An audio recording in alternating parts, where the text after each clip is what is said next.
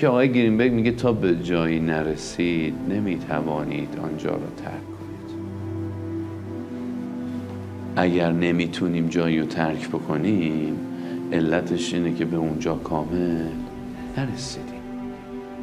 و این کامل رسیدن یعنی چی؟ یعنی غم رو با تمام وجودت تجربه بکنی، اجازه بدی غم بیاد گلوتو به فشاره، اجازه بدی پدرت در بیاد به تمام ابعاد از دست دادن.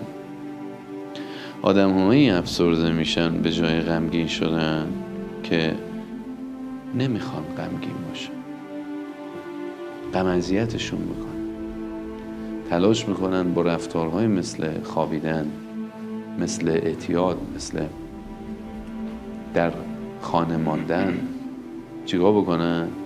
غمشون فروکش بکنن. در صورتی که باید بذاری این غم چی کارت کنه؟ آتیشت بزن. وقتی آتیشت زد، وقتی کامل تجربه کرد، حالا چه اتفاقی میفته؟ حالا تو چون به جایی رسیدی میتونی اونجا رو ترک بکنی.